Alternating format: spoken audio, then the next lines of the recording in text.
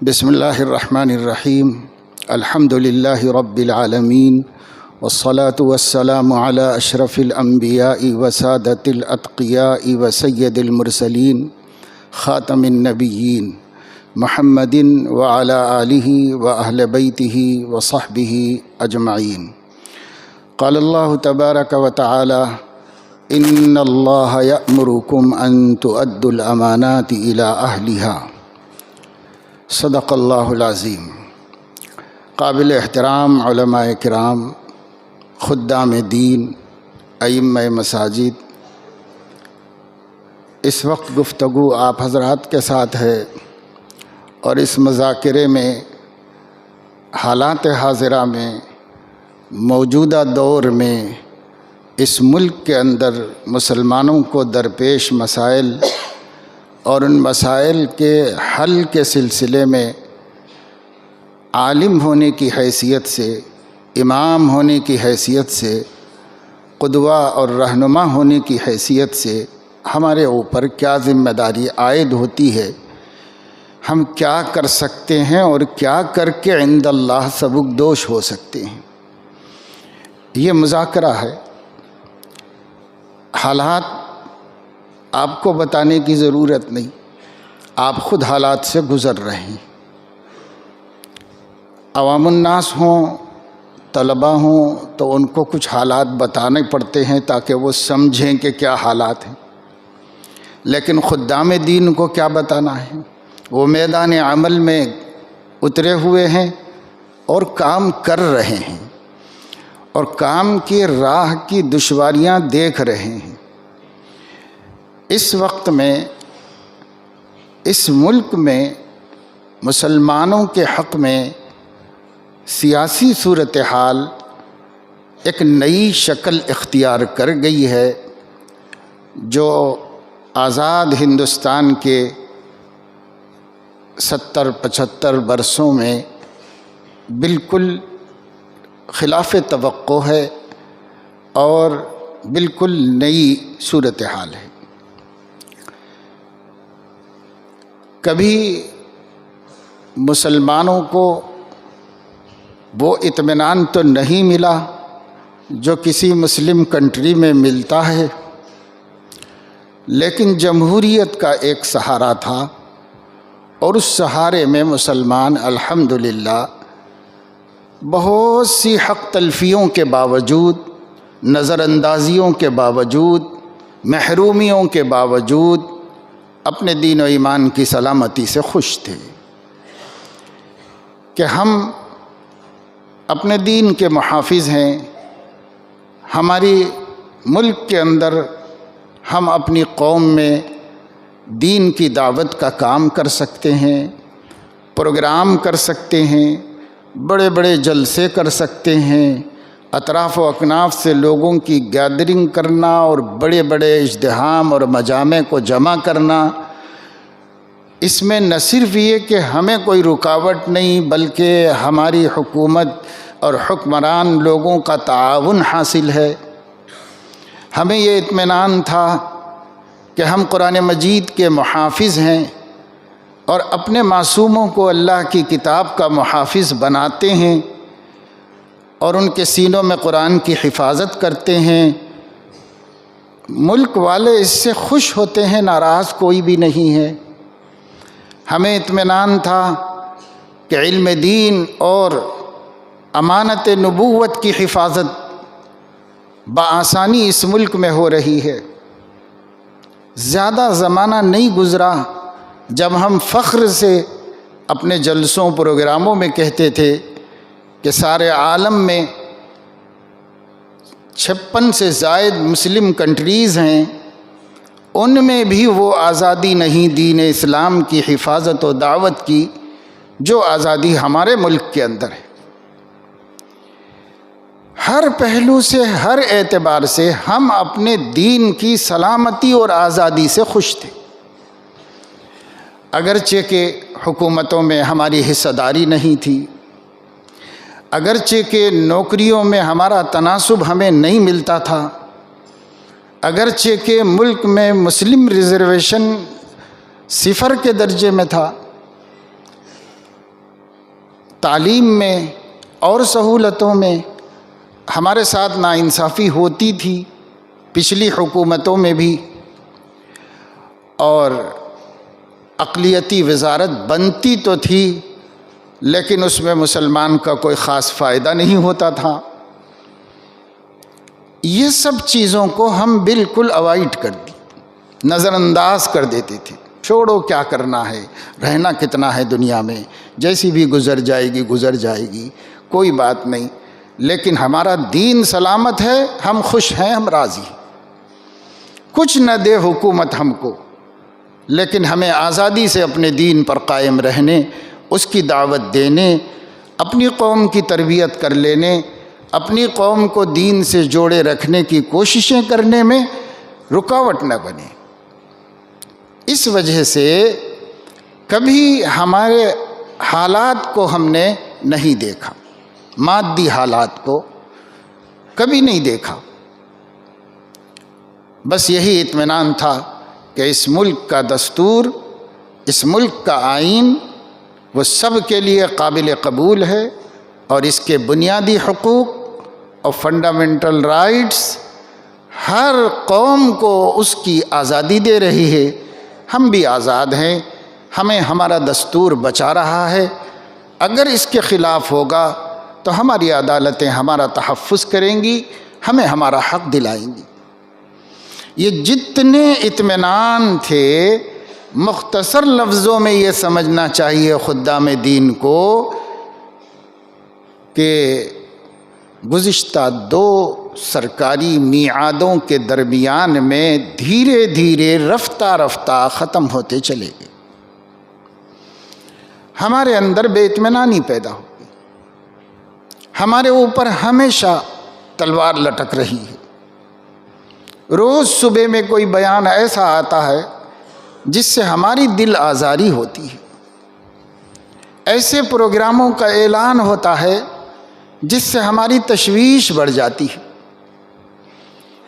کیا کریں گے کیا نہیں کریں گے بعد کی بات ہے، بہرحال مشوش رکھنا تو چل رہا ہے۔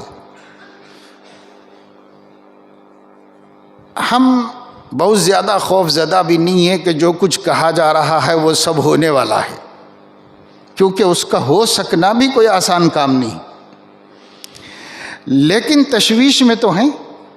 روز ایک ٹینشن، روز ایک پریشانی، روز ایک خبر جو ہم ہی کو پریشان کرتی ہے، اور ملک میں کسی کو کوئی پریشانی نہیں۔ یہ صورتحال کبھی بھی آزاد ہندوستان میں نہیں رہی، یہ صورتحال نہیں رہی۔ انگریزوں نے 200 سال حکومت کی، ہمارے ہاتھ سے چھینی۔ آپ کے سامنے تاریخ پر ابھی ایک محاضرہ ہو چکا ہے، تازہ ہوگا خود مدرسے والوں کے ذہن میں، جو طلبہ بیٹھے ہوئے ہیں سن چکے ہیں۔ ہماری مشکل یہ ہے کہ ہمارے مدارس میں تاریخ کا کوئی سبجیکٹ نہیں ہے، اس لیے علماء کرام خدام دین بن کر میدان میں اترتے ہیں، پر وہ اپنے ملک میں اپنی حیثیت سے واقف نہیں ہوتے۔ جو بھی صورتحال گزری ہے اس میں اتنا آپ دھیان میں رکھ سکتے ہیں، موٹی سی بات ہے کہ جس کا مال چھینا گیا ہے فکر اسی کو ہوتی ہے، درد اسی کو ہوتا ہے، غم اسی کو ہوتا ہے۔ ہم سے اقتدار چھینا گیا تھا تو ملک میں بے چین ہم ہی ہوئے تھے، اور کوئی نہیں ہوا تھا۔ وہ کل بھی رعایا تھے، بعد میں بھی رعایا تھے۔ فرق یہ ہو گیا کہ ان کا آقا بدل گیا۔ کبھی مسلمان ان کا آقا تھا، ان پر حکمراں تھا، کبھی عیسائی ان پر حکمراں ہو گیا، تو انہیں کیا فرق پڑا؟ کسی قوم کو کوئی فرق نہیں پڑا۔ لیکن جو آقا تھا وہ غلام بنایا گیا، جو حکمراں تھا وہ رعایا ہو گیا، تو دکھ درد تو اس کو ہوا، اور قربانی، ایثار اور اپنی چھنی ہوئی دولت کو واپس لانے کی فکر فطری طور پر نیچرلی صرف مسلمانوں کو ہو سکتی تھی اس ملک میں۔ اسی لیے انہوں نے ایثار کیا، انہوں نے قربانیاں دی، انہوں نے جد و جہد کی، انہوں نے ٹکرایا اپنے کو وہ لوگ جن کے گھروں سے سینکڑوں گھروں میں چولہا جلتا تھا، انگریز کے تسلط کے بعد ان گھروں کی شریف زادیاں گھروں پر کاسے گدائی لے کر ٹھہرنے پر مجبور ہوئی۔ ہمارا وہ کربناک تاریخ کا حصہ ہے جس میں ایسے ویسے کیسے کیسے ہو گئے اور کیسے کیسے ایسے ویسے ہو گئے۔ ان الملوک اذا دخلوا قریۃ افسدوها وجعلوا اعزۃ اہلها اذلہ، یہ ہم پر بیتی تھی، یہ تکلیف ہم کو پہنچی تھی، یہ دردناک اور تلخ مناظر ہم دیکھ رہے تھے، اس لیے مجاہدہ، قربانی، ایثار ہم نے کیا، ہمارے اسلاف نے، ہمارے اکابر نے کیا، ہمارے علماء نے کیا، فریضہ ملی سمجھ کر کیا، عبادت سمجھ کر قربانیاں دیں، ایثار سے کام لیا، جانیں قربان کی۔ ہماری تاریخ ہمیشہ دو شہیدوں کے تذکرے کے بغیر نہیں رہتی، ہمارے تو خطبوں میں بھی ان کا تذکرہ آ گیا۔ حضرت سید احمد شہید رحمہ اللہ، حضرت مولانا اسماعیل شہید رحمہ اللہ، سب ہم نے کیا، یہ مدرسے والوں نے کیا، اور اس کے بعد پھر بھی ان کا اقتدار مضبوط ہوا، وہی حکمراں بنے۔ لڑائی جاری رہی، مسلمانوں کی کوششیں اور فکریں ہوتی رہیں، لیکن مسلمانوں کے دین ایمان کے لیے ایسی مشکلات کبھی نہیں کھڑی کی گئیں انگریزوں کی طرف سے بھی جو مشکلات اس وقت ہمارے سامنے آ رہی ہیں، یعنی مشکلات کی باتیں آ رہی ہیں، ابھی عملی طور پر ہم اس میں مبتلا نہیں کیے گئے ہیں، لیکن اس کی خبریں، اس کے منصوبے، اس کے اعلانات جن کے ہاتھ میں اقتدار ہے ان کی زبانوں سے آ رہی ہیں، ان کی طرف سے سننے کو مل رہی ہیں۔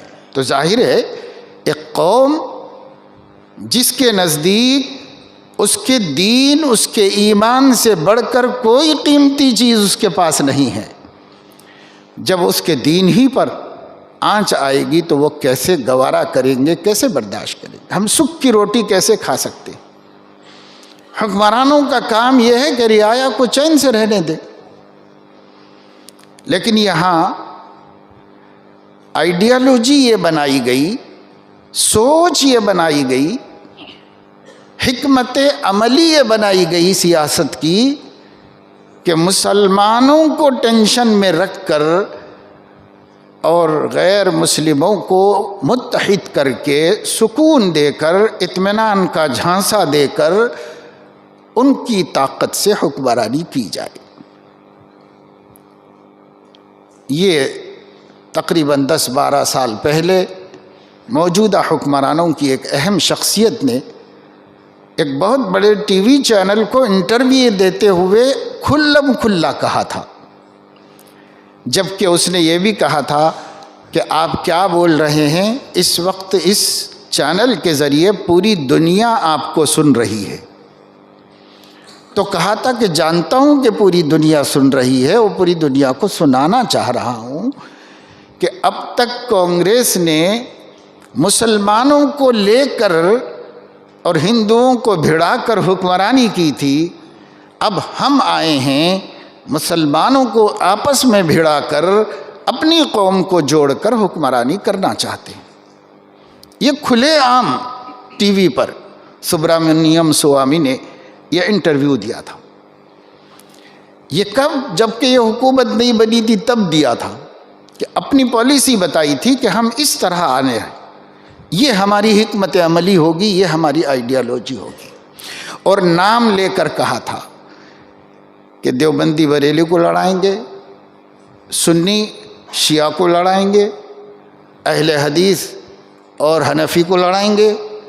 پڑھا لکھا آدمی ہے، مسلمانوں کا بھی مطالعہ کیا ہوا ہے، اس لیے نام بنام سب کو ملا کر کے کہا کہ ایسے ہم ان کو الجھا کے رکھیں گے اور اپنا کام کر لیں گے، اپنی قوم کو جوڑ کے ہم اپنا کام کریں گے۔ ٹھیک ہے، ہر ایک کو اپنا ذہن بنانے کا حق ہے، ہر ایک کو اپنا طریقہ کار متعین کر لینے کا حق ہے، لیکن خدام دین کو، علماء اسلام کو، دعات اسلام کو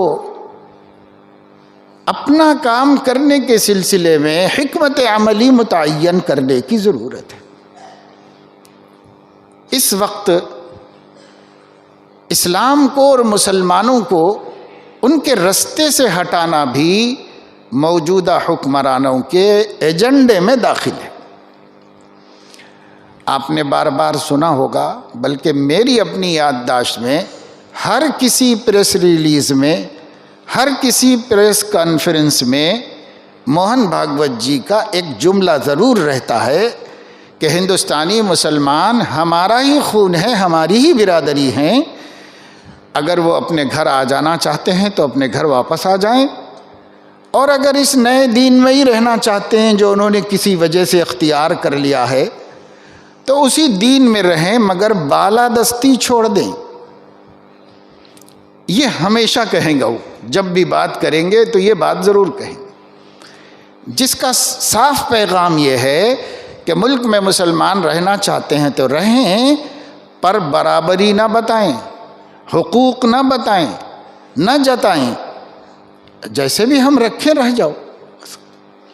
یہ پیغام ہے جو میں گڑ کے نہیں بول رہا ہوں آپ کو، ہر پریس کانفرنس میں ان کا یہ پیغام دنیا کے سامنے ہے اور یوٹیوب پہ موجود ہے، ریکارڈ میں موجود ہے۔ تو وہ کیا کہنا چاہ رہے ہیں کھل کے کہہ رہے ہیں، ہمیں کیا کرنا ہے ہمیں سوچنا چاہیے، لیکن ہم لوگ سوچتے ہی نہیں کچھ بھی۔ جب تک ہمارا کام چل رہا ہے ہمیں کچھ بھی سوچنا نہیں، جب کام اٹکے گا تب دیکھیں گے۔ یہ ہمیشہ سے ہماری فطرت رہی ہے۔ ہر قوم، اور خود یہ قوم 70 برس کا سے ایک منصوبہ بنا کر منظر پہ آئی ہے۔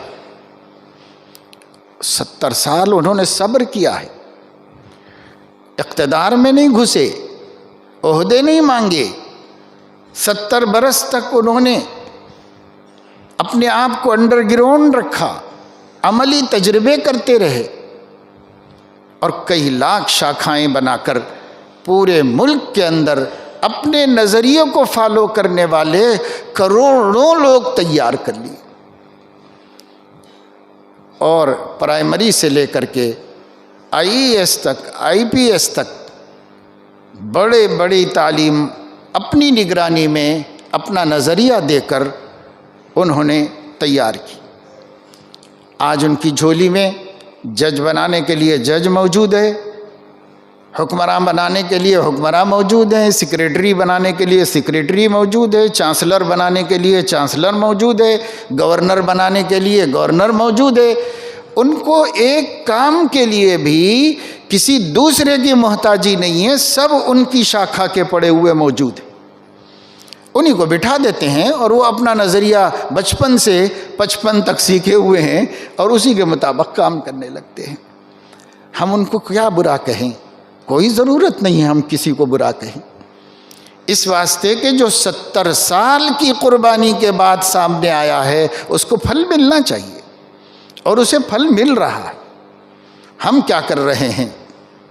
ہم نے کچھ سوچا ملک کے حالات کے بارے میں، ملک میں اپنی کوئی سیاسی حکمت عملی، ملک میں اپنی کوئی سیاسی قوت، تو ہم نے سوچا نہیں، ہم آپس میں لڑنے میں رہ گئے، ایک دوسرے کو گرانے میں رہ گئے، ہم نے سوچا نہیں۔ الحمدللہ یہ جو مجمع ہے، اس مجمع نے دین کو مقصود بنایا تھا، وہ اپنے دین کی حفاظت میں لگے رہے کہ ہم دین کی حفاظت کریں گے، اس کو کہیں نقصان نہ پہنچ جائے، آنچ نہ آ جائے کتاب و سنت پر، تو اس کا کام کرتے رہے۔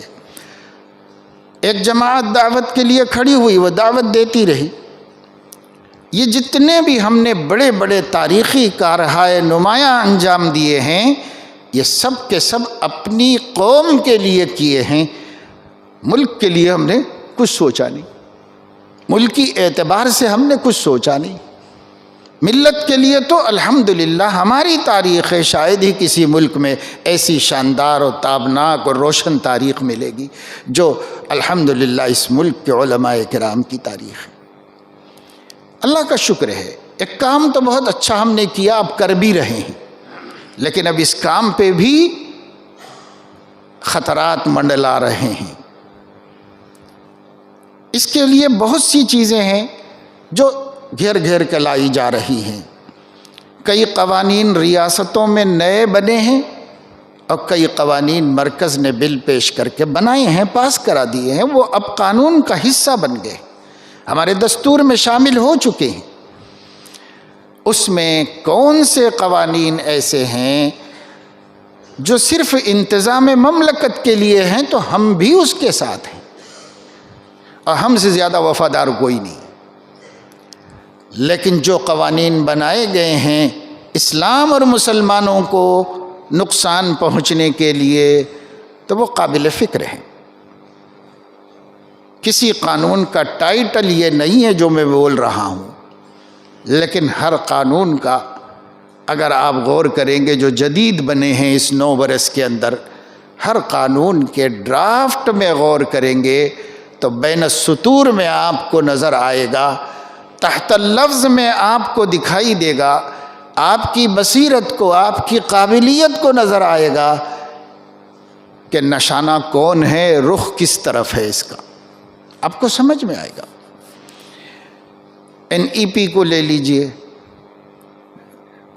نیشنل ایجوکیشن پالیسی 2020 میں بنائی گئی اور متعارف کرائی گئی انٹرنیٹ کے اوپر، 460-65 صفحے کے اوپر، نئی تعلیمی پالیسی۔ کوئی نئی بات نہیں تھی، ملک میں ہر 30 برس کے بعد نظام تعلیم کو بدلا جاتا ہے، حالات میں غور کر کے، تقاضوں میں غور کر کے اس کو اور اچھا بنانے اور سہولت بخش بنانے کے لیے ہر 30 برس میں ایک دفعے ایجوکیشن سسٹم چینج ہوتا ہے۔ آزاد ہندوستان میں 2 مرتبہ ہو چکا ہے، تیسری مرتبہ 36 برس کے بعد اس حکومت نے، موجودہ حکومت نے ایک خاص پس منظر میں اس کو کمیٹی بنائی، جس کا صدر وزیر اعظم کو بنایا گیا، جس میں مخصوص نظریہ رکھنے والے لوگوں کی اکثریت رہی، اور انہوں نے جو نیا نظام تعلیم بنایا وہ نیٹ پہ ڈال دیا اور موقع دیا گیا کہ اس پر جرح کی جا سکتی ہے، اپنی تنقیدیں پہنچائی جا سکتی ہیں، اس کا موقع دیا گیا۔ اصولی طور پر 6 مہینے کا ٹائم ہوتا ہے، اس کا پتہ ہی نہیں چلا لاک ڈاؤن وغیرہ کی پریشانیوں کی وجہ سے، دیر سے معلوم ہوا، مسلمانوں نے تب توجہ دی، جمعیت العلماء نے، دارالعلوم دیوبند نے، جماعت اسلامی نے اور ذی اثر علماء نے اس سلسلے میں غور کیا اور اپنی اپنے اعتراضات کو بھیجا۔ 1 لاکھ سے زائد اعتراضات پہنچے، تحفظات پہنچے، اس کے باوجود اس کو ایک مختصر ڈرافٹ بنا کر کے صرف 60 پیج کا جلدی میں پارلیمنٹ میں پیش کر کے اسے پاس کر دیا گیا، منظور کر دیا گیا کہ یہ نئی تعلیمی پالیسی قابل قبول ہے اور منظور ہے پارلیمنٹ کو۔ لوک سبھا نے منظور کیا، راجیہ سبھا میں گیا، ایوان بالا نے بھی منظور کر دیا، کوئی مزاحم نہیں ہوا، کوئی مقابلے پہ نہیں آیا، تو وہاں بھی منظور ہو گیا۔ پھر اس کے بعد واپس گیا اس ایجوکیشن کمیٹی کے پاس جس نے اس کی سفارشات کی تھی، وزارت تعلیم، اور 22 دسمبر 2022 کو ہندوستانی پارلیمنٹ کی کیبنٹ کمیٹی نے قانونی طور پر اعلان کر دیا کہ 2020 میں معزز وزارت تعلیم نے جو نظام تعلیم ہندوستان میں متعارف کرایا تھا وہ آج سے قانوناً ہندوستانی اقوام پر نافذ کر دیا گیا ہے۔ یہ اعلان ہوا اور نافذ ہو گیا۔ وہ نظام تعلیم جس کے دو حصے ہیں، ایک نظام تعلیم سہولت کے اعتبار سے کہا جاتا ہے کہ پورے دنیا میں سب سے اچھے نظام تعلیم کے مماثل نظام بنایا گیا ہے، اپنے فن کے اعتبار سے، اپنی ضرورت کے اعتبار سے۔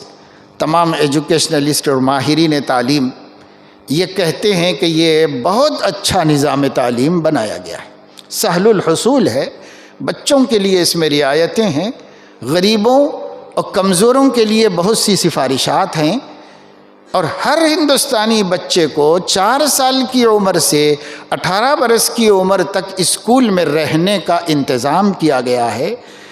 ان کی مشکلات کو دور کرنے کی سہولتیں رکھی گئی ہیں۔ اس پہلو کے اعتبار سے قابل تعریف اور نہایت شاندار نظام تعلیم ہے،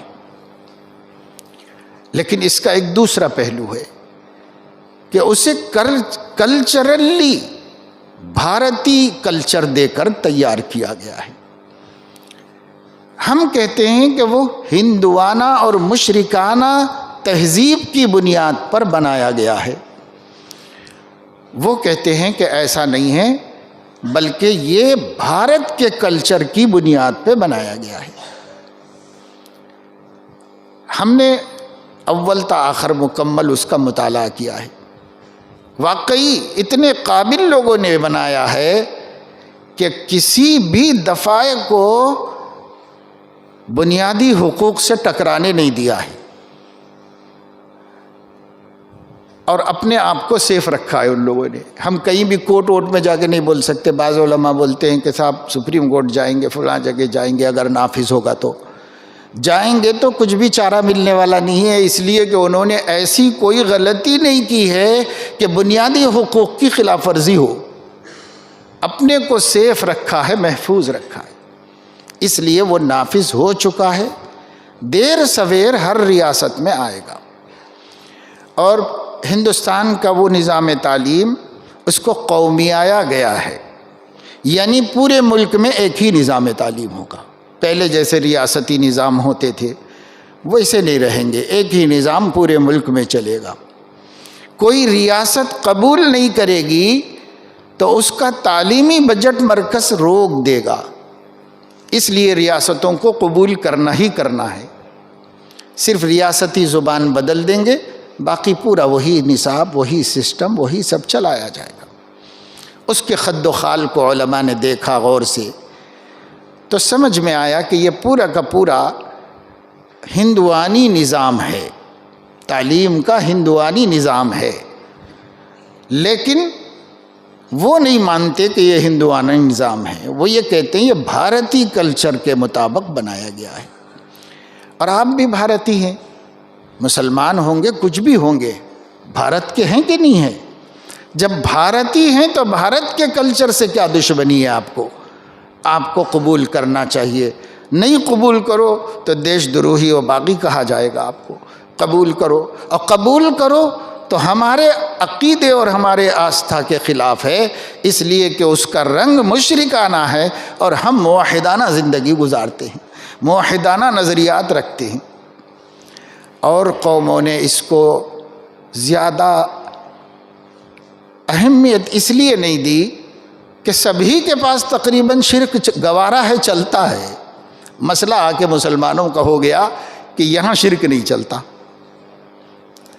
ایک شنکراچاریہ اورنگ آباد میں تقریر کر رہے تھے، ہم بھی اس میں موجود تھے، تو اس نے بڑی اچھی بات کہی۔ انہوں نے کہا کہ دیکھو، مسلمانوں کو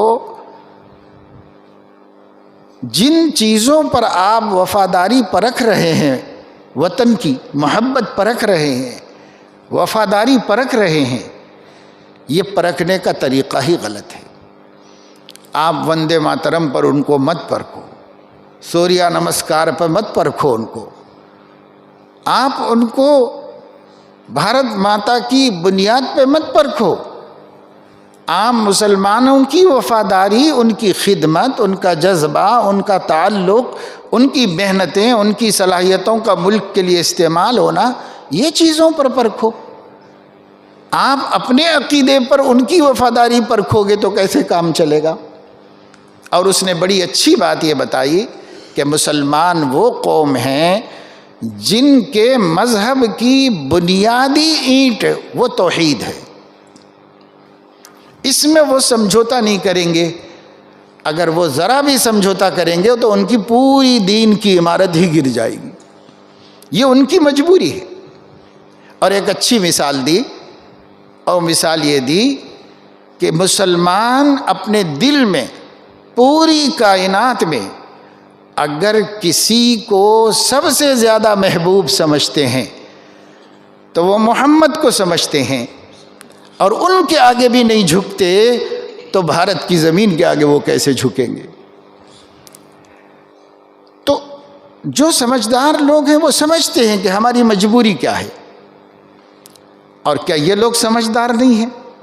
یہ لوگ بھی بہت پڑھے لکھے ہیں، قابل ہیں، سمجھدار ہیں، ذہین ہیں، تاریخ سے واقف ہیں، مسلمان کو قریب سے جانتے ہیں، لیکن اس کے باوجود وہ چاہ ہی یہ رہے ہیں کہ بھارت ایک ایسے کلچر کے ساتھ سامنے آئے جو اشوک سے پہلے کا کلچر ہے۔ انہوں نے اس کا عنوان دیا ہے ما قبل عہد وسطی، اس سے پہلے کا بھارت، یعنی مسلمانوں کے ہندوستان میں آنے سے پہلے کے بھارت کے طرز پر بھارت بنانا ہے۔ تو اس کا دوسرا مطلب کیا ہوا؟ اس کا دوسرا مطلب یہ ہوا کہ بھائی ہندوانہ بھارت بنانا ہے، جمہوری بھارت نہیں بنانا ہے۔ اسی کے لیے جد و جہد ہو رہی، کوشش ہو رہی، روز روز جو قصے پیش آتے ہیں، روز روز بیانات آ جاتے ہیں کسی کے، آئے دن کوئی کچھ کہتا ہے، کوئی کچھ کہتا ہے، پھر وہ بات دب جاتی ہے یا آگے بڑھ جاتی ہے وغیرہ، یہ سب ماحول بنانے کے واسطے ہے۔ جو ان کو کرنا ہے وہ کریں گے، اللہ نے ان کو اقتدار پر بٹھایا ہے، اللہ تعالیٰ جب تک اقتدار سے کسی کو ہٹائے گا نہیں وہ ہٹ نہیں سکتا، اور جب تک اللہ بٹھا کے رکھیں گے کوئی ان کو ہٹا نہیں سکتا۔ تؤتی الملک من تشاء، اللہ جس کو چاہتا ہے دیتا ہے، وتنزع الملک ممن تشاء، اب وہ اللہ کے ہاتھ میں ہے، ہمارے ہاتھ میں نہیں۔ لیکن ہم اسلام کی حفاظت کیسے کریں گے؟ مسلم امہ کی حفاظت کیسے کریں؟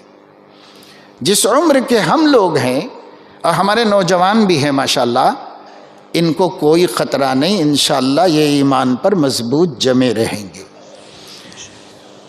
اس واسطے کہ جس ماحول میں پلے بڑے ہیں اور جس طرح ان کو اپنا عقیدہ ملا ہے۔ انگریز برٹش کی طاقت لے کر بھی ہندوستانی مسلمانوں کو کرسچن نہیں بنا سکا، تو اب کون ان کو ہندو بنانے والا ہے؟ یہ تو مشکل کام ہے، یہ ہونے والا نہیں۔ اسی میں ہمت ہار کر، اسی میں اپنا قدم پیچھے ہٹا کر انہوں نے ایک آسان راستہ نکالا، اور وہ آسان راستہ یہ ہے کہ پورے ملک کے بچوں کو ایک ہی نظریے پر لے آؤ، کسی بھی مذہب کے ہوں، سب کو ایک نظریے پر لے آؤ، ایک رنگ میں رنگ دو، یہ ان کا اپنا منصوبہ ہے۔ بڑوں سے ٹکرانا بیکار ہے، کوئی سننے والا ہے نہ بدلنے والا ہے دین اپنا دھرم۔ جتنے سوشل میڈیا پہ آئے سب فیک نیوز اور جھوٹ پر مبنی، اس میں کوئی شک نہیں کہ ماضی کے مقابلے میں کچھ بے حیائی کے واقعات، کوئی نامناسب واقعات مسلمانوں میں بڑھ رہے ہیں۔ تو ایک وہی تھوڑی بڑھ رہا ہے، زناکاری بھی بڑھ رہی ہے، شراب نوشی بھی بڑھ رہی ہے، تو دین گھٹ رہا ہے تو بے دینی بڑھ رہی ہے۔ لیکن یہ کسی کی کامیابی نہیں ہے کہ وہ مسلمانوں کو مرتد کر رہے ہیں، یہ کسی خاص تحریک کی کامیابی نہیں ہے، وہ اپنی دین کی کمزوری سے مسلمانوں میں ایسے واقعات آ رہے ہیں۔ اور اس کا اہم سبب خاص طور سے لڑکیوں کے ارتداد کا وہ کالج کلچر ہے، وہ کسی کی کوشش نہیں ہے، کالج کلچر ہے جو اس کا اہم سبب ہے۔ اس لیے ہم کو مثبت طریقے پر سوچ کر کے کام کرنے کی ضرورت ہے۔ خطرہ مجھے نہیں ہے انشاءاللہ، اللہ کی توفیق سے خطرہ میرے جوان بچوں کو بھی نہیں ہے، خطرہ ان کو ہے جو ہمارے سائے میں پروان چڑھ رہے ہیں، جو ہمارے گود میں پل رہے ہیں، خطرہ ان کو ہے۔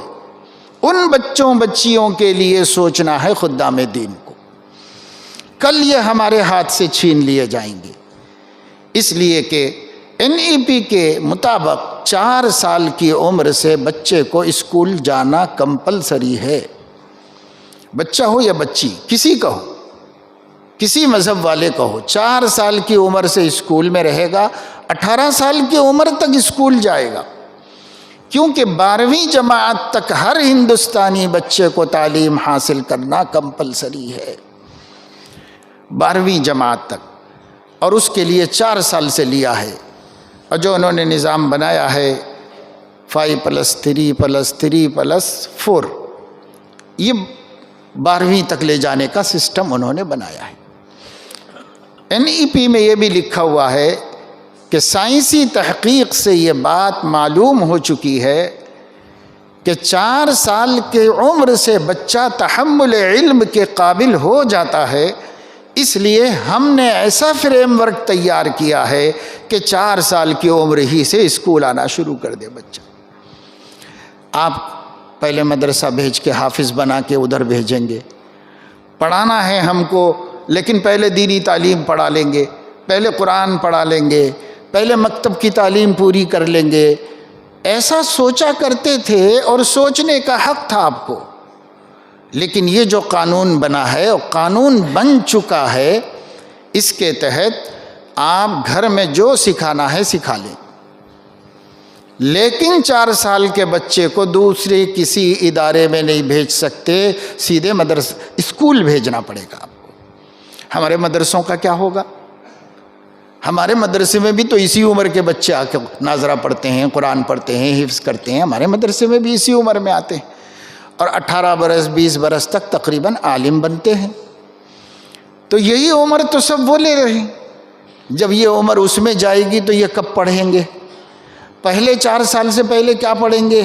پڑھنے کے قابل ہی نہیں ہے، اور 18 برس 20 برس کے بعد پھر کیا مدرسے کا رخ کریں گے؟ تو وہ کہہ رہے ہیں کہ بھائی 18 سال کے بعد پڑھ لو، 12ویں تک پڑھ کے تم مذہبی تعلیم حاصل کر لو، ہم کو کوئی اعتراض نہیں۔ 12ویں تک پڑھنے کے بعد آپ عالم بن لو، مفتی بنو، کیا بنتے بنو، ہم کو کوئی تکلیف نہیں۔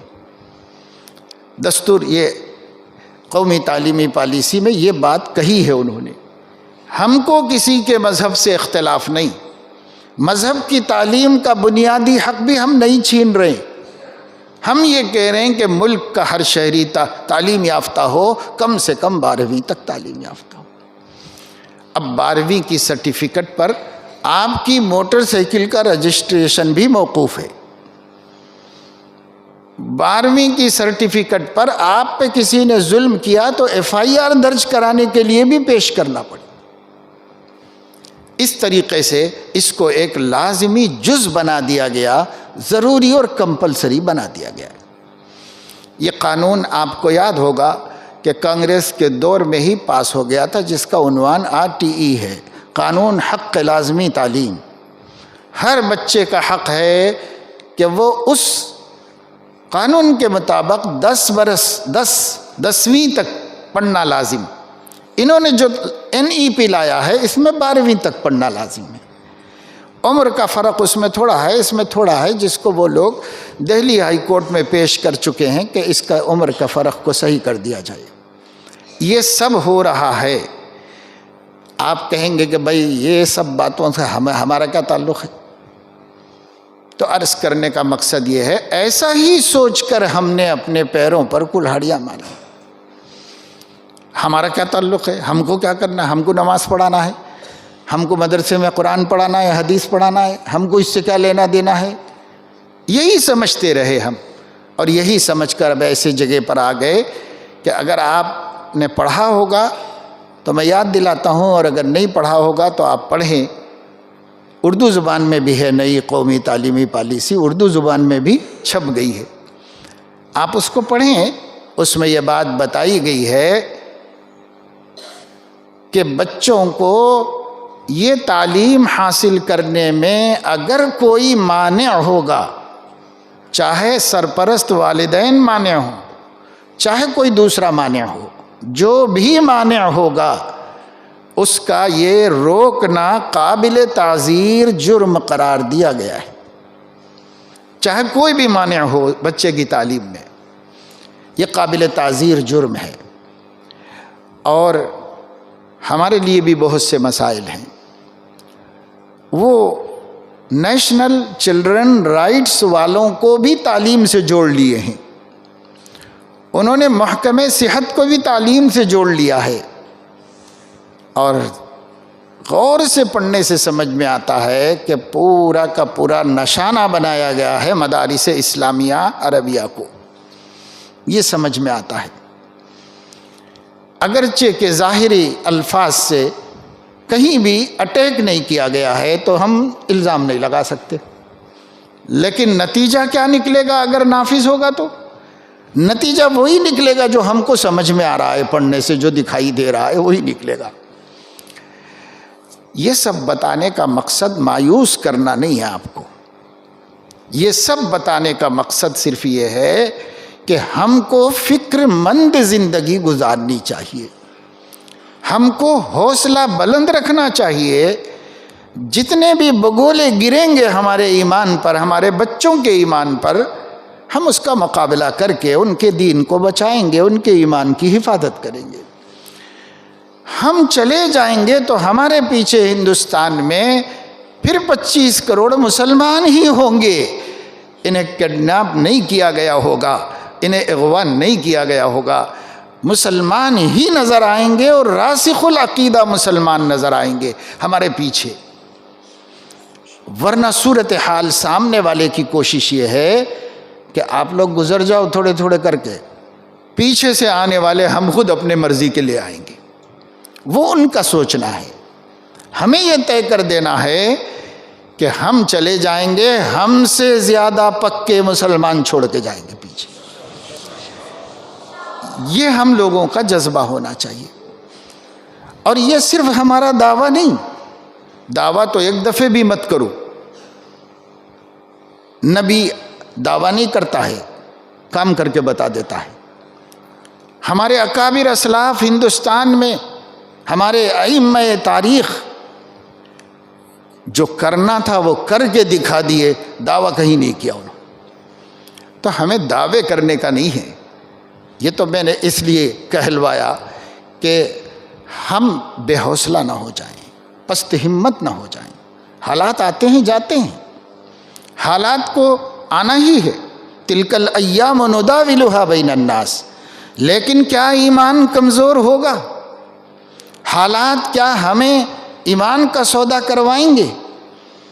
حالات کیا ہمیں پیچھے ہٹنے پر مجبور کریں گے؟ نہیں. ہمارے اسلاف کھولتے ہوئے تیل کے اندر ڈالے گئے، اس میں جل کر کباب ہو گئے، لیکن ایمان کا سودا نہیں کیا.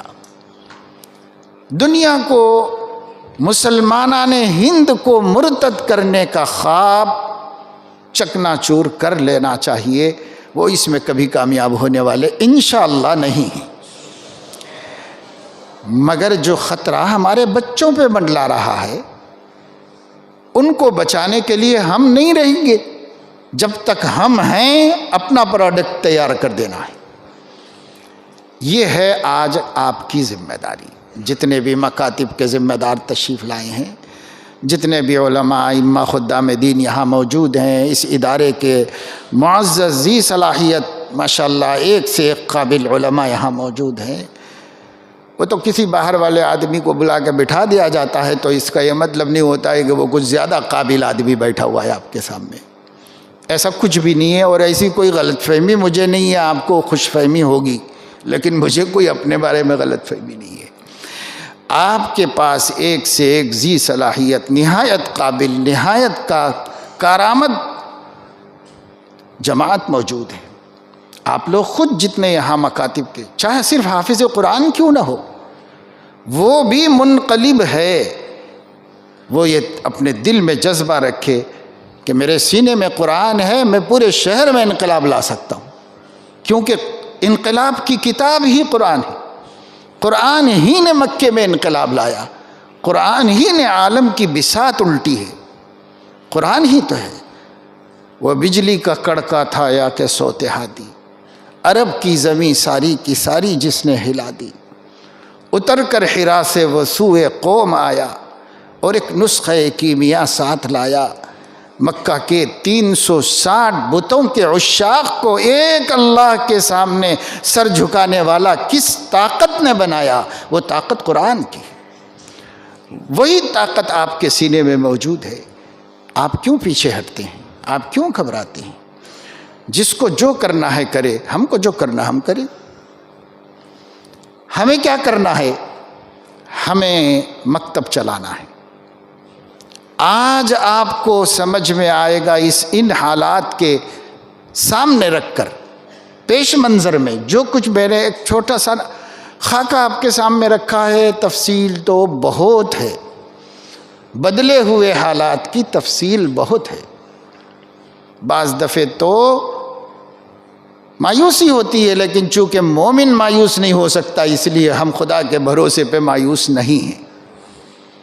ایسے حالات میں ہم گھرے ہوئے ہیں، تب ہماری ذمہ داری بہت ہے۔ کل تک آپ اپنے کو جتنا ذمہ دار اور مسئول سمجھتے تھے ملت کی طرف سے، آج آپ کو اس سے 10 گنا زیادہ مسئول سمجھنے کی ضرورت ہے۔ اور مسئول آپ کسی کے بھی سامنے نہیں، فی الحال اپنے سامنے مسئول ہیں، اور فی المعال خدا کے سامنے مسئول ہے۔ اس لیے میں میری ذمہ داری کو محسوس کروں کہ میں کیا کر سکتا ہوں، کر گزروں۔ آپ پالنپور میں، آپ کے ایسے علاقے میں، اس کے تدین، دینداری، باحجابی، جو آپ کو جن علاقوں میں خاص دین کے قصبے دیہات نظر آ رہے ہیں، آپ پیچھے جا کر دیکھیے کہ کیا پہلے بھی ایسا ہی تھا؟ مسلم حکمرانوں کی حکومت کے ختم ہونے کے بعد گجرات کے شہروں میں، قصبوں میں، دیہاتوں میں جہالت کہاں تک تھی؟ عقیدے تک درست نہیں تھے۔ لیکن آج یہ بات نہیں ہے تو بڑا خوش آئند منظر ہے۔ یہ مدرسے، یہ مسجدیں، یہ توحید پرستوں کی اتنی بڑی تعداد، یہ علماء کرام، حفاظ قرآن، ہر محراب، ہر ممبر کتاب و سنت کی گونج سے گونج رہا ہے، بڑے بڑے کام ہو رہے ہیں، دعوت کی محنت ہو رہی ہے۔ یہ سب کچھ جب نہیں تھا، تب جن لوگوں نے کام کیا تھا ان کی تاریخ پڑھی، ان کو چلنا مشکل تھا، ان کو محلوں میں جانا مشکل تھا، سر پھٹے ہیں، خون بہا ہے۔ آج آپ کو کوئی ہاتھ بھی نہیں اٹھا سکتا۔ یہ زمین بنا کے جن لوگوں نے دی ہے، ان سلف کو فراموش مت کیجئے، تو آپ کے حوصلے بلند ہوں گے، آپ کام کریں گے۔ جب تک ہم اپنے اسلاف کو اپنا اسکرین پر نہیں رکھیں گے، اپنے منظر پر نہیں رکھیں گے، تب تک ہم کام کرنے کے قابل نہیں ہوں گے۔ لوٹ پیچھے کی طرف اے گردش ایام تو، سب آگے بڑھ کے ترقی کرتے ہوں گے، سب آگے دیکھ کے چلتے ہوں گے، ہم پیچھے دیکھ کے چلتے ہیں۔ ہم اپنے نبی تک پیچھے چلے جائیں گے، ہم صحابہ کی قربانیوں کو دیکھیں گے، ہم اپنے نبی کا خون یاد کریں گے، ہم اپنے نبی کے آنسوؤں کو سوچیں گے۔ ہماری تصور کی دنیا میں ہمارا نبی پچھلے پہر زمین پہ سر رکھ کر کے آنسو بہا رہا ہوگا، اور وہ آنسو ہمیں نظر آ رہے ہوں گے۔ پھر ہمارے کام میں کیا برکت آئے گی، کیا طاقت ہوگی، ہم نہیں بتا سکتے۔ ہم خود اپنے سے حیران ہوں گے کہ کیا میں نے یہ کام کر دیا، اپنے سے حیران ہو جائیں گے اگر ہم سلف کو سامنے رکھیں گے، اور اگر سلف کو فراموش کر کے آگے دیکھنے کی عادت ڈالیں گے، اسی دور کو، اسی زمانے کو، انہی حالات کو، تو مایوسیاں پیدا ہوں گی، پستی پیدا ہوگی ہمت میں، اور کام سے ہم پیچھے ہٹ جائیں گے۔ اس لیے ہماری انرجی، ہماری طاقت ہمارے اسلاف ہیں، ہمارے اسلاف کی قربانیاں ہیں۔ بادشاہوں کو مشورہ دیا گیا، بادشاہ ہمت نہیں کر سکے تو عالم کھڑا ہو گیا اور کامیاب ہو گیا۔ آپ تاریخ دعوت و عزیمت میں امام ابن تیمیہ رحمہ اللہ کے حالات میں پڑھیے، شیعوں کی سرگرمیوں کے خلاف وقت کے بادشاہ کو توجہ دلائی، اور اس کو اور اس کے لشکر کو ہمت نہیں ہوئی، اپنے شاگردوں کو لے کے مقابلے پہ چلے گئے اور میدان فتح کر کے دکھا دیا۔ ہمارے اسلاف ہمارے سامنے ہوں تو ہمیں پاس کیا کمی ہے بھائی؟ ایک ایسی انرجی پاور ہے ہمارے پاس، ایک ایسی اندیکھی طاقت ہے، اس طاقت کو ہمارا دشمن نہ دیکھ سکتا ہے، نہ سمجھ سکتا ہے، نہ پہچان سکتا ہے۔ بس سوچتا رہے گا کہ یہ کون قوم ہے، یہ کیا لوگ ہیں، یہی سوچتا رہے گا۔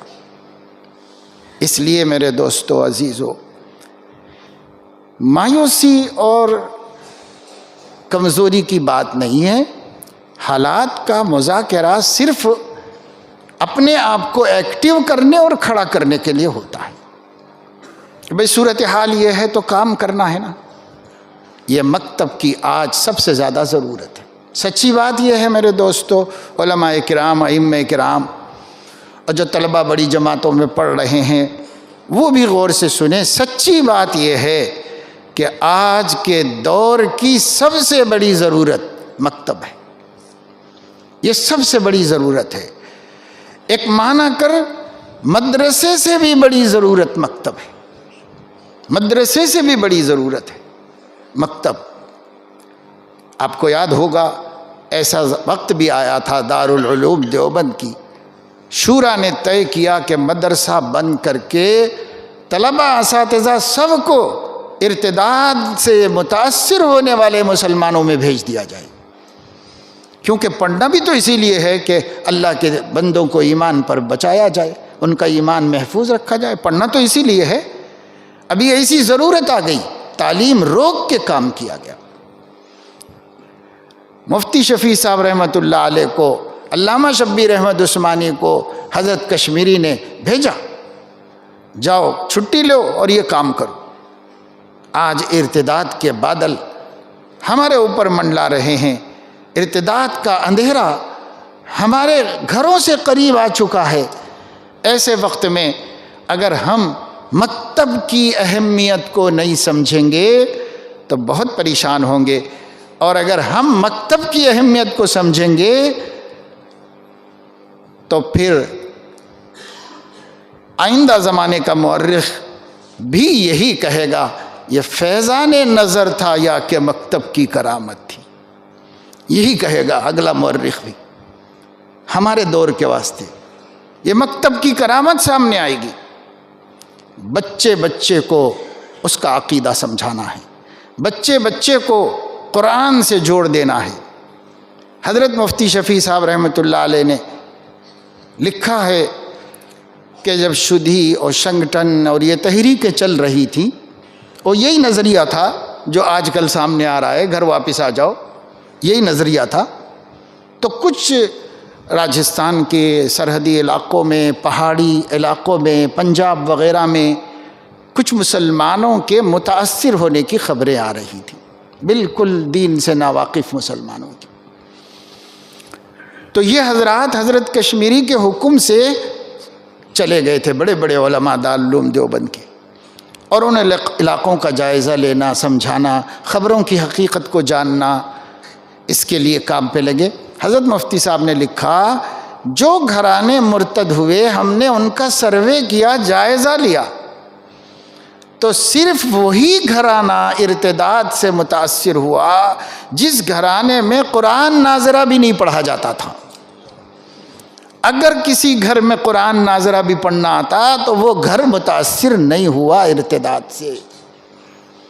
حضرت شاہ وسیع اللہ صاحب رحمہ اللہ مصلح الامت فرمایا کرتے تھے کہ اگر موسیٰ کا معجزہ موسیٰ کی حفاظت کر سکتا ہے علیہ الصلاۃ والسلام،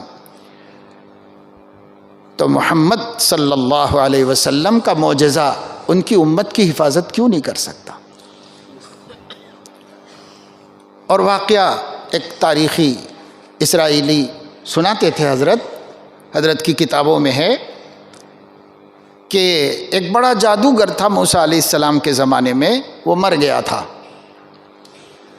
اس کے بچے خواب میں ایک مرتبہ اپنے باپ کو دیکھے، تو باپ سے انہوں نے پوچھا کہ یہ ایک صاحب ہیں، اپنے کو نبی کہتے ہیں اور توحید کی دعوت دے رہے اور یہ کر رہے، آج کل ایسا چل رہا ہے، آپ تو بہت بڑے جادوگر اور بہت بڑے علوم رکھنے والے ہیں، تو آپ بولیے کہ وہ واقعی نبی ہیں کیا؟ باپ سے پوچھا۔ اس نے خواب میں ان کو بتایا کہ تجربہ کرو، ایک طریقہ بتاتا ہوں، وہ یہ ہے کہ وہ جب کبھی کہیں سو رہے ہوں گے، لیٹ جائیں گے، آنکھ لگ جائے گی، تو ان کی جو لاٹھی ہے اسے چوری کرنے کی کوشش کرو، چپکے سے جا کے لے آؤ۔ اگر تم لوگ لانے میں کامیاب ہو گئے تو وہ جادوگر ہے، اور اگر تم نہیں لا سکے تو وہ نبی ہے۔ ایسا ایک پیمانہ انہوں نے خواب میں بتا دیا۔ تو یہ لوگ موقع دیکھتے رہے، حضرت گھومتے رہتے تھے دعوت دین کی محنت میں۔ ایک جگہ کہیں تھک کے درخت کے نیچے لیٹے اور اپنی عصا بازو رکھ لی، رکھ کے لیٹ گئے۔ یہ لوگ دور سے انتظار کرتے رہے، آنکھ لگ گئی، سو گئے، تو چپکے سے قدم دبا کے گئے کہ وہ لاٹھی اٹھا کے لے کے آئیں۔ جیسے ہی قریب میں پہنچے تو لاٹھی اژدہا بن گئی اور پھر اس نے رینگنا شروع کیا۔ یہ خوف سے پیچھے ہٹے تو دوڑا کے دور تک جب وہ مایوس بھاگے تو پھر واپس چلی گئی اور جا کے پھر لاٹھی بن گئی حضرت کے پاس۔ یہ واقعہ سامنے رکھ کر حضرت فرماتے ہیں کہ اگر موسیٰ کا معجزہ موسیٰ کی سوتے ہوئے بھی حفاظت کر سکتا ہے تو محمد الرسول اللہ کا معجزہ، سب سے بڑا معجزہ قرآن کریم، اس امت کے گمبھیر حالات میں ان کی حفاظت نہیں کر سکتا، برابر کر سکتا ہے۔ علیہم الصلاۃ والسلام، اللہ پاک ان سب پر صلاۃ و سلام کی بارشیں فرمائے۔ ہمیں ہمت سے رہنے کی ضرورت ہے۔ حضرت مولانا علی میاں رحمۃ اللہ علیہ نے عالم عربی کے اعلامیہ میں لکھا کہ جب مجھے رابطۂ عالم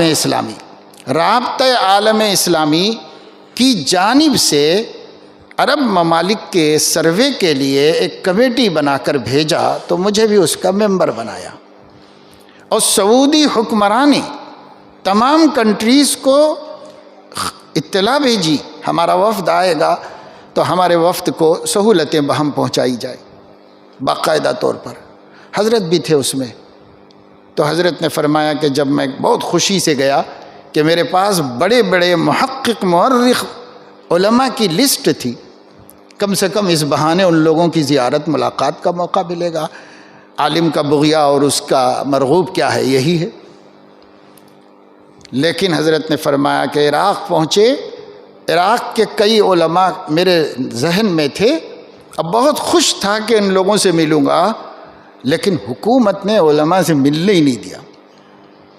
روز یہ کہتے تھے ہوٹل میں آ کے کہ شاید آج صدر صاحب آپ کو یاد کرنے والے ہیں، اور وہ دن ویسے ہی گزار دیتے تھے، خالی دن بھی ہمارے ویسے ہی گزار دیتے تھے کہ شاید آج صدر یاد کریں گے آپ کو، تو کہیں مت جائیے، ایسے گزار دیے۔ ملنے نہیں دیتے تھے ائمہ سے، علماء سے، مدارس میں دینی کسی سے ملنے نہیں دیتے۔ بڑی مشکل سے کسی مسجد میں پہنچ سکے اور وہاں پر ایک بڑے عالم سے ملاقات کی امید تھی، تو دیکھا کہ وہ عالم چھوٹے چھوٹے بچوں کو لے کر کے قرآن پڑھا رہے ہیں، اور بڑی مشکل سے رابطہ ہوا۔ انہوں نے کہا کہ صورتحال اس وقت میں یہ ہے کہ ہم نے سب بڑے بڑے کام چھوڑ دیے ہیں، تصنیف و تالیف بھی بند کر دی ہے، اب صرف اس نسل نو کے ایمان کی حفاظت کے لیے مسجد میں بچوں کو لے کے بیٹھے ہیں، اور اتنا بتا رہے ہیں کہ بیٹا یہ قرآن اللہ کی کتاب ہے، اس سے چمٹے رہو، بس اتنا بتا رہے ہیں ہم ان کو۔ ایسے حالات جب عرب کنٹریز میں ہو سکتے ہیں، مسلم ممالک میں ہو سکتے ہیں، تو ہمیں تو اللہ سے امید یہ ہے کہ ویسے نہیں ہوں گے، مگر یہ کہ اگر ہوں تو ہم ریڈی ہیں. ہمیں تو ریڈی رہنا ہے ہر حالت کے واسطے، ہمیں تو تیار رہنا ہے. اس لیے قرآن کے مکاتب کا ہونا وقت کی سب سے بڑی ضرورت ہے. اس کو سمجھیں مسلمان. اور یہ میں آپ لوگوں کو بلایا گیا ہے، آپ لوگوں کے سامنے بات ہو رہی ہے نا، صرف آپ کا جاننا کافی نہیں، آپ کے ذریعے عوام مسلمانوں کو سمجھائیے کہ مکتب تمہاری سب سے بڑی ضرورت ہے. بستی میں اسٹریٹ لائٹ نہیں آئی تو نہیں آنے دو، سڑک نہیں بنی تو نہیں بننے دو، دکانیں نہیں کھلتی ہیں تو نہیں کھلنے دو، لیکن تمہاری بستی میں ایک شاندار مسجد نہیں بنتی تو بھی نہیں بننے دو، شیڈ ڈال لو، چھپر ڈال لو. لیکن مکتب نہیں ہے تو یہ تمہارا سب سے بڑا نقصان ہے. یہ عوام کو سمجھانے کی ضرورت ہے. ہر مسلم گلی میں مکتب کا ہونا وقت کی ضرورت ہے. جتنے بھی بچے ہیں 8 10 15 بچے بچیاں اسی جگہ جوڑے جائیں، وہیں پڑھائے جائیں. اور یہ کام ممکن نہیں ہے اس وقت تک جب تک کہ پیشہ ورانہ طریقے پر کرنا چھوڑ دیں، رضاکارانہ طریقے پر شروع کریں. بے شک علماء کرام خدام دین معاشی اعتبار سے جز معاش ہیں. کب تک بولتے رہیں گے ہم؟ یہ کل بھی تھے، آج بھی ہیں، آئندہ بھی یہی ہے. لیکن اس کے باوجود میں طلباء سے بھی کہتا ہوں، ہمارے اساتذہ سے بھی کہتا رہتا ہوں، دیکھو ناشکری مت کرو، اپنے احوال پہ غور کرو اور اپنی بستی کے مسلمانوں کی حالات پہ بھی غور کرو. معاشی اعتبار سے وہ خستہ ہیں یا آپ خستہ ہو، تقابل کر کے دیکھو.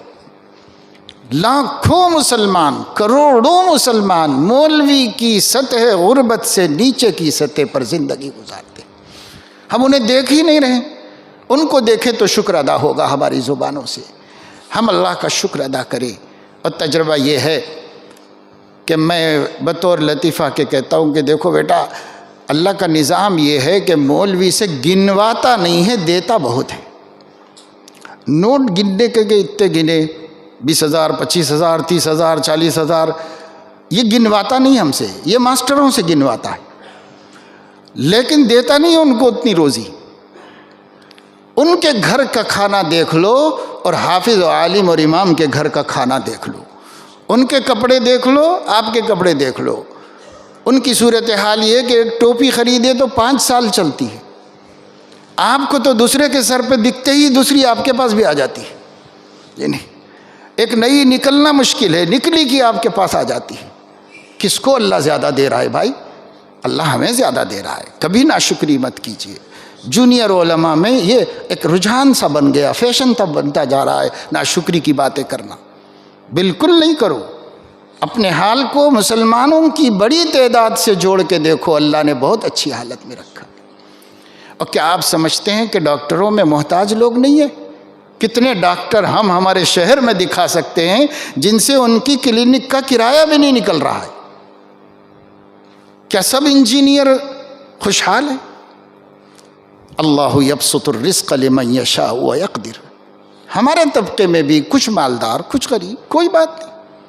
ابھی ہم اسی مدرسے کے ایک حافظ قرآن کی ایک شاندار ہوٹل میں ظہرانہ کیا تو سب کی کھل گئی کیا ہوٹلیں کہ سب مالدار ہیں. اللہ یبسط الرزق لمن یشاء ویقدر. اللہ جس کے لیے جو مقدر کر دیا ہے وہ اس میں خوش رہے. حکیم الاسلام حضرت قاری طیب صاحب رحمۃ اللہ علیہ فرماتے تھے کہ خدا کا یہ نظام ہے، اسے کوئی بدل نہیں سکتا. اس لیے نادار مالدار سے حسد نہ کرے اور مالدار نادار کو حقیر نہ سمجھے. اپنے اپنی جگہ خوش رہو، اپنے اپنی جگہ کام کرتے رہو. تو اب وقت آیا ہے کہ ہمیں یہ نہیں پوچھنا ہے کہ صاحب وہاں مکتب کی ضرورت ہے، آپ کے پاس ٹائم ہے؟ تو آپ کہیں کہ کیا دے رہے ہیں آپ. اب نہیں پوچھنا ہے ہم کو. ہمیں یہ کہنا ہے کہ اگر ایک مکتب کے کھولنے کے لیے بچوں کو اپنے جیب سے ٹافی دینا پڑے تو ہم دے کے مکتب کھولیں گے. اب یہ وقت آیا ہے کیونکہ ہنگامی حالات میں مصلحتوں کو نہیں دیکھا جاتا، ایثار سے کام لیا جاتا ہے، قربانی سے کام لیا جاتا ہے۔ اس لیے بچوں کے لیے کوشش کرنے کی ضرورت ہے، گاؤں میں خاص طور سے محنت کرنے کی ضرورت ہے۔ یہ مکاتب کا نظام بنائیے۔ اس سلسلے میں اپنی بات اخیر میں جو عام طور سے کہتا ہوں وہ آپ کے سامنے بھی کہہ دیتا ہوں کہ ہمارے ذہن میں بات آتی ہے کہ بھائی مؤثر مکتب قائم کیجیے۔ منظم مکاتب کی بات سنتے ہی رہتے ہیں آپ، اور اس کی ترغیبیں سامنے آتی رہتی ہیں کہ صاحب ایک خوبصورت سا نصاب ہو اور خوبصورت سا بیاگ ہو اور یونیفارم ہو اور یہ ہو اور وہ ہو۔ ویسے بھی جہاں جہاں ویسی ضرورت ہے ویسے قائم کیجیے، جیسے محلے ہوں ان حساب سے۔ لیکن مسلمانوں کے اکثر محلوں میں اور سلم ایریاز میں مؤثر مکتب قائم کیجیے۔ یہ سب نخرے بچے قبول نہیں کرے گا، اس کا باپ کو فکر ہی نہیں ہے، اس کو دین ہی نہیں معلوم، ایمان کی قدر نہیں، کچھ نہیں، آپ اس کو کیا ان چیزوں کا پابند بنائیں گے؟ وہاں منظم کے بجائے مؤثر مکتب قائم کیجیے۔ اور مؤثر مکتب سے میری مراد یہ ہے چند چیزیں وہاں پر ہونی چاہیے، اسباب ہوں یا نہ ہوں۔ کون سا نبی اسباب کو لے کے کھڑا ہوا تھا؟ اسباب ہوں یا نہ ہوں، چند کام ہونے چاہیے۔ 3 عقیدوں پر محنت ہونی چاہیے۔ نمبر 1 عقیدہ توحید، نمبر 2 عقیدہ نبوت و رسالت، نمبر 3 عقیدہ آخرت۔ ان 3 عقیدوں پر اتنی محنت ہونی چاہیے کہ بچے کے نس نس میں خطرے میں داخل ہو جائیں یہ عقیدے، اور 3 صفتیں پیدا کرنا چاہیے۔ نمبر 1 معرفت رب، نمبر 2 حب رسول، نمبر 3 عظمت قرآن۔ یہ 3 صفتیں بچے کے اندر پیدا کرنا چاہیے۔ یہ 6 کام کے کرنے کے واسطے میٹیریل کیا ہے؟ تو وہ جو نصاب کی باتیں ہیں نا وہ اپنی جگہ رہنے دو۔ یہ 6 کاموں کا میٹیریل قصص القرآن ہے اور قصص الانبیاء، صحابہ کے واقعات، اولیاء کے واقعات۔ صرف زبانی طور پر خود مطالعہ کر کے بچوں کے سامنے بچوں کی فہم کے مطابق کہانی بنا کے احسن القصص سنائیے، کہانی کی شکل میں، بالکل تقریر نہیں کہ آپ ممبر پہ کھڑے ہوئے ہوں تقریر کر رہے ہوں یا مدرسے کی انجمن میں تقریر کر رہے ہوں۔ نہیں، یہ بچے ہیں، یہ بچے ایمان سے محروم ہیں، یہ بچوں کو عقیدہ نہیں معلوم ہے۔ اللہ نے اپنی معرفت کے لیے پورے قرآن میں ماحول کی مثالیں دی ہیں اور گزرے ہوئے لوگوں کے واقعات بتائے۔ یہی ذریعہ ہوگا آج کے بچوں کے بھی پکے مسلمان بننے کا۔ اس لیے نحن نقص علیک احسن القصص کلن نقص علیک من انباء الرسل ما نثبت به فؤادک۔ جن قصوں سے ہمارے نبی کے قلب میں عقیدہ مضبوط ہوا ہے، انہی قصوں سے ان کی امت کے قلوب میں وہ عقیدہ مضبوط کیا جا سکتا ہے۔ اس لیے قرآنی واقعات کہانیاں بنا کے سنائیے، بالکل جیسے بچے سمجھتے ہیں ایسے سنائیے۔ بچوں کی فطرت میں کہانی سننے کا شوق ہوتا ہے، یہ ماہرین نفسیات نے بتایا ہے۔ خاص طور سے بچیاں کہانیاں سننے کی بہت شوق مند ہوتی۔ جب آپ ان کے حساب سے احسن القصص کو بطور کہانی کے سنائیں گے اور پھر اس میں جو عقیدہ چھپا ہوا ہے یا جو اخلاق چھپے ہوئے ہیں یا جو بھی اس کا ثمرہ ہے اسے سمجھا، دیکھو بیٹا اس قصے سے یہ سمجھ میں آیا اپنے کو، اللہ اتنی بڑی طاقت والے ہیں، یہ قصے سے یہ سمجھ میں آیا۔ ان کو بتا دیں گے تو اسکول میں اگر انہیں کہا جائے گا کہ دنیا کی سب سے بڑی شکتی ہنومان ہے تو اس کا من کہے گا کہ نہیں اللہ ہے۔ اور اگر آپ نہیں سکھائے ہوئے ہوں گے تو وہ اسکول میں جا کر کے اسے جو سکھایا گیا ہوگا اسی کو پہلا نقش بنا کر اپنے دل میں بٹھا لے گا۔ یہ ہے ارتداد کا راستہ جو اب آنے والے اسکولوں کے نظام میں مسلم بچوں کے مرتد ہونے کا راستہ کھول دیا گیا ہے۔ آپ کو مکتب کی اہمیت سمجھنا چاہیے، اور رواجی روایتی مکتبوں سے کام نہیں چلے گا۔ یہ محنت ذہن سازی کی محنت، ہر بچہ عقیدے کو اچھی طرح قبول کر لے۔ اور جیسے ایک مشرک نے محنت کر کے اشربت فی قلوبہم العجل، وہی رنگ چڑھانا ہے ہم کو توحید کا۔ صبغۃ اللہ ومن احسن من اللہ صبغہ ونحن لہ عابدون، یہ گٹھی میں اتارنا ہے کہ نحن لہ عابدون، ہم اس رنگ میں رنگا دیے گئے اپنے بچے۔ یہ مکتب میں ہوگا، مکتب کے علاوہ کوئی جگہ نہیں ہے۔ اس لیے میں عام طور سے ایسی مجالس میں یہ کہہ رہا ہوں کہ اگر ہندوستان میں ترکیہ اور رشیا کے حالات کو دہرانے کی نوبت آئے گی اور ہمیں اس سے گزرنے کی، خدا نہ کرے اگر نوبت آئے گی، تو 2 جگہیں ہندوستان میں پھر بھی محفوظ رہنے کی امید ہے۔ ایک آپ کا گھر، ایک اللہ کا گھر۔ اس لیے اللہ کے گھر کو 24 گھنٹے ہدایت کا مرکز بنا دیجیے۔ کچھ بھی نہیں بول رہے ہندوستان میں، یہ بولے اذان مت دو بول رہی ہیں، ٹھیک ہے، سڑک پہ نماز مت پڑھو، ٹھیک ہے، آپ کی باؤنڈری کے اندر، مسجد کے اندر وہ کچھ بھی نہیں بول رہے، کوئی بھی نہیں روک رہا ہے۔ یہ مسجد بند کیوں ہو جاتی ہے محلے کی؟ یہ مسجد کھلی رہے، عالم کو بٹھائیے۔ کئی علماء کام نہیں ملنے کی وجہ سے تجارت کر لے رہے ہیں، کام دوسری دنیاوی کیا کریں گے، کرنا تو پڑے گا۔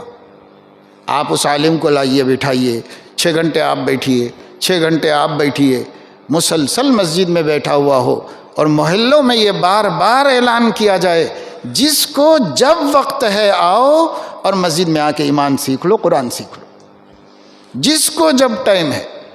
کوئی ہمارا سسٹم نہیں ہے کہ صاحب 7 بجے آؤ، 8 بجے آؤ، 9 بجے آؤ، نہیں، آپ کو جب ٹائم ہے دکان میں سے اٹھ کے آؤ اور سبق پڑھ کے چلے جاؤ، کیونکہ اویلیبل ہے عالم پڑھانے کے واسطے مسجد میں۔ اتنی سہولت کے ساتھ لانا پڑے گا عوام الناس کو علم کے واسطے۔ یہ سہولتیں مسجدوں سے، یعنی محلوں کی مسجدوں میں اس کی سہولت ہو۔ منتظمین، مسجد کی کمیٹیاں اگر یہ فکر کریں گے تو ایسا ہے۔ ایک بہت بڑے دعوت و تبلیغ کے مبلغ تھے حضرت کرنل امیر الدین خان صاحب رحمۃ اللہ علیہ، وہ کینیڈا کے تھے، حیدرآباد میں رہتے تھے، بہت عالمی کام کیا ہے انہوں نے۔ تو وہ بتاتے تھے کہ ہمارے ہاں یعنی کینیڈا میں، امریکہ میں جو اسلامک سینٹرز ہیں، اب تو مسجدیں بھی ہو گئی ماشاءاللہ، پہلے اسلامک سینٹر کر کے کھول لیے جاتے تھے، تو ٹیلی فون پر امام مسجد ہمیشہ موجود رہتا ہے، تاکہ جس کو جب فون کرنا ہے فون کر کے پوچھے کہ میں ایمان لانا چاہ رہا ہوں تو آ جاؤ، مسئلہ جاننا چاہ رہے تو بتا دیا جائے گا، ہر وقت ٹیلی فون پر موجود رہتا۔ یہ میں کم سے کم آپ کو 30-35 سال پہلے کی بات بتا رہا ہوں۔ آج اس کی ضرورت ہے کہ مسجد سے ہدایت کا سرچشمہ ہمیشہ بہتا رہے، ہمیشہ بہتا رہے، اور لوگ آئیں، پیش امام صاحب کہاں ہیں؟ امام صاحب، ارے امام صاحب بیٹھے ہوئے، بیٹھو، پوچھ لو، جو سیکھنا ہے سیکھ لو، جو کرنا ہے کر لو۔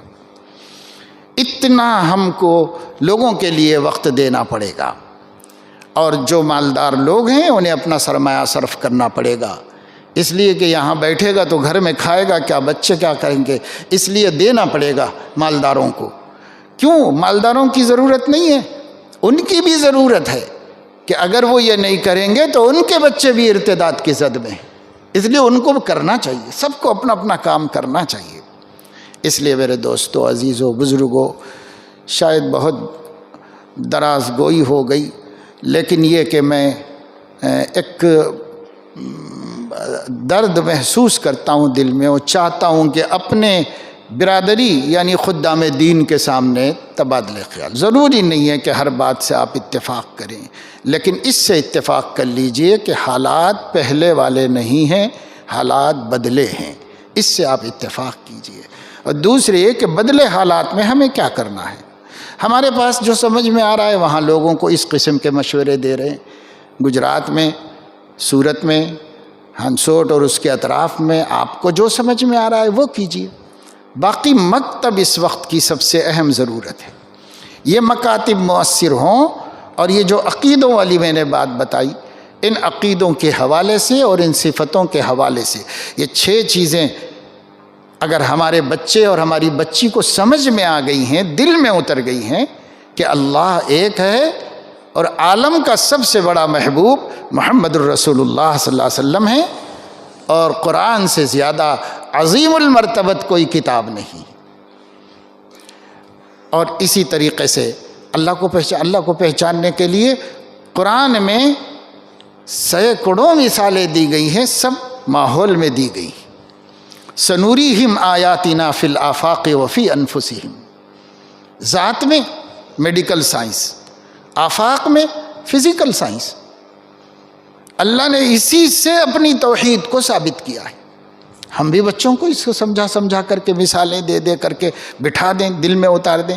یہ 6 باتیں جس بچے کے اندر راسخ ہو جائیں گی انشاءاللہ، RSS یہ نظام نہیں، اس سے بھی بڑھ کر کوئی آسمان سے ستارے توڑ کے لائیں، ہمارے بچوں کو خدا کی چوکھٹ سے ہٹا نہیں سکیں گے. پر میرے دوستو کام کرنا پڑے گا.